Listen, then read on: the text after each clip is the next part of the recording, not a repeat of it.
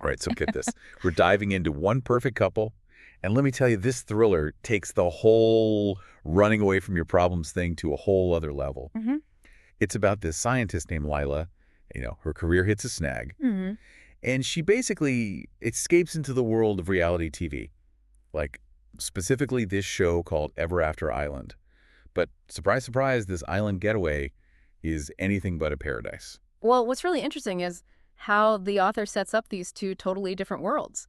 You've got Lila's scientific world, all logic and reason, Right. and then you've got this super manufactured world of reality TV. Exactly. It's like they're total opposites. So we start with Lila. She's a virologist, super smart, Mm-hmm. and she's been working like crazy trying to replicate her predecessor's research. Right. But get this, his findings seemed almost too good to be true. Yeah. And guess what? They are. They're just not holding up. This is where you start to see all of Lila's anxieties coming out. Like, her career is totally on the line. Oh, yeah. Grants are drying up, her boss is breathing down her neck, and she just feels like she's falling behind. Yeah, like everyone else is passing her by. Yeah. And that's when she's like, you know what, screw it, and signs up for Ever After Island. Oh, yeah. This glamorous reality dating show. I know, right? But here's the kicker. She doesn't even have a real partner. Oh, this is the best part. Mm-hmm. The first layer of deception, Lila and her friend Nico, they just make up this whole relationship Totally. just to get on the show. Nice. It just shows you how reality TV is all about these fake narratives. Oh, it totally plays on, like, our desire for drama and wanting to escape reality. Yeah, and you won't believe this. The casting director literally describes Lila as girl next door fuckable. Oh, my God. And Nico as the fantasy first boyfriend. It's like they're reducing them to these I know. shallow stereotypes. Totally. It's like, oh, you fit this little box? Yeah, Great, you're in. Exactly. It's crazy. And then, boom, a storm hits. Yeah. This massive storm slams into the island, and they're totally cut off from the outside world. It's like the storm is this catalyst. Uh-huh. It rips away the facade of the show, Yeah. exposing these raw primal instincts underneath. Right. And suddenly it's not so glamorous anymore. Yeah, What I found fascinating was how Lila's scientific training just kicks in. totally. During this crisis, she's the one rationing supplies. Right. Understanding how serious the situation is before anyone else. It's like her brain just switches into scientist mode. Right. Like she's applying the scientific method to this crazy situation. Totally. Trying to observe, analyze, predict behavior. But not everyone is so level-headed. Like, there's this one contestant, Connor. Oh, yeah. He's a popular YouTuber. Mm-hmm. But he's got this kind of dark side. Yeah. And he starts to try and take control. This is where things get really interesting. Instead of trying to find solutions, Right. Connor uses all the fear and uncertainty to manipulate the others. He creates this us versus them thing. Totally. And he even manipulates Joel, who seems like a genuinely nice guy, Where? to help him out. It's scary how easily Connor can twist people's good intentions. It makes you wonder, is Connor just a bad guy? Right. Or is he just reacting to the pressure? Like, is his control his coping mechanism? It's unsettling, for sure. And then things take an even darker turn. A few contestants die, Romy, Bayer, and Dan. Yeah. And each death is a total mystery. But Lila starts to suspect Connor might be involved. Oh, especially when they find Dan's body I know. holding a vial of Santana's insulin. That's a huge turning point. It's like a clue in a science experiment. Totally. A sign that something much darker is going on. Especially because the insulin was supposed to be with Santana. Right. Someone planted it on Dan. And everything points to Connor. It's a deliberate act, meant to cause distrust and chaos, Yeah. giving Connor even more control over the group. So now Lila, Santana, and Angel, they're in deep. Yeah. They're training to survive. Right. But they're also trying to figure out what Connor is planning. It's like a double battle. Survival against the elements. Right. And survival against a potential killer. And they get so desperate they try to drug Connor, Oh, wow. but it backfires. And in the chaos, Santana stabs Connor with insulin. Talk about a fight or flight response. I know. They're trapped in this pressure cooker, Yeah. full of fear and paranoia. Yeah. And what they do is extreme. Totally. But it just shows you how intense the situation is. They have no choice but to escape. Wow. They get out of their water villa and head back to the main island. Hoping to find help. Yeah, they're desperate. And then this amazing thing happens. Angel gets this idea to use battery acid. Battery acid. Really? Yeah, to boost a radio signal. Yeah. And they managed to contact a rescue boat. Wow. That's incredible. But even with rescue coming, Right. this whole other problem comes up. Huh. The question of truth. Exactly, because we're left wondering how much of what we've read in Xana's diary, Which is supposed to be Connor's version of events. right, is actually true. Mm-hmm. He paints himself as a hero. It's like he's manipulating us even now. It makes you think, how do we know what's true? Right. Especially when we're reading something like this. Yeah, it really makes you question how much of what we believe is just a story someone made up. And how that affects how we see things.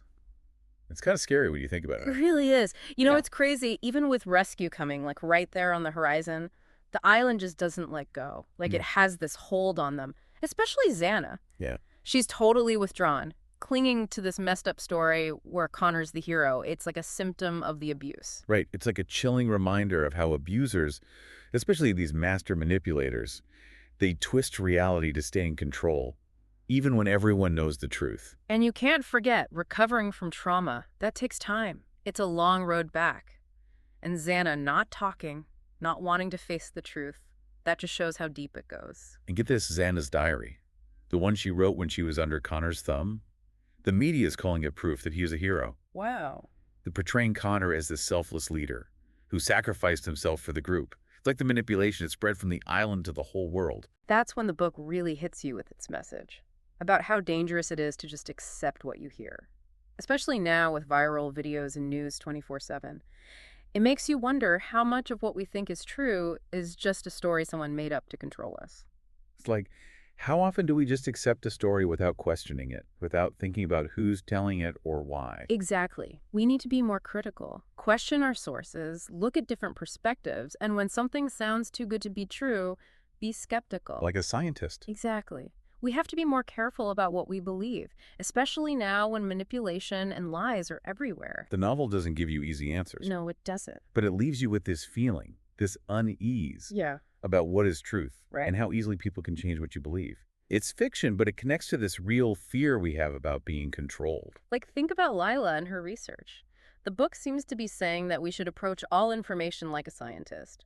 With careful thinking, evidence, and doubt, we need to question what we assume, look for proof, and be ready to challenge stories that don't make sense. It's a call to action. Don't just take in information. Think about it. Be critical. Be wary of people who use stories to manipulate and control. And for each of us, the book shows how strong the human spirit is. Even after trauma, loss, and fear, the survivors find ways to help each other. They get strength from what they went through together, and they try to take back their own stories. There's this powerful moment when they finally contact the rescue boat. It's like everyone breathes a sigh of relief together. They beat the odds. It reminds us that even in the darkest times, hope and connection can win. But even with the rescue, there's this question hanging there. What happened to Joel? Right. Did he die in the storm, or was it something worse? The book doesn't tell us. So much is left unanswered, It's like the author's saying that some truths are better left buried. especially those that could unravel the stories we cling to. It's a haunting thought. Even when you're safe and back to normal, some mysteries might never be solved. It's wild how even back in London, surrounded by everything familiar, Lila still can't escape the island. It's like it's still got a hold of her. Yeah, she's haunted by the memories, Right. trying to make sense of what the media is saying compared to what actually happened. That's gonna mess with your head. Totally. It's like this tug of war Mm-hmm. between the fake story everyone believes and the real truth she knows. It just shows you how we love to simplify things. We want easy answers and neat stories. But trauma, especially from manipulation and abuse, it doesn't work that way. It sticks with you.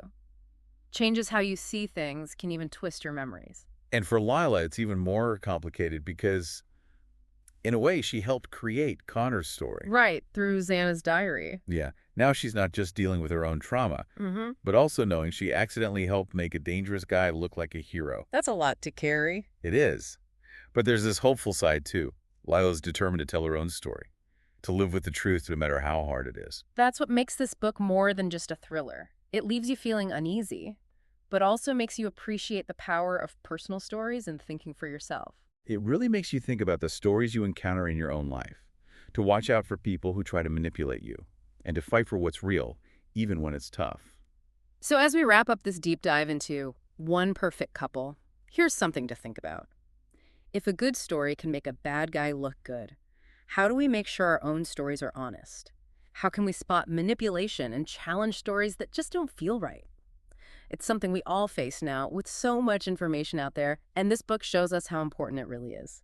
Thanks for joining us on this deep dive. We hope you found it interesting, and we'd love to hear what you think. What stood out to you? What are you still thinking about? The best stories make you ask more questions than they answer. They make you think harder and see the world in a new way.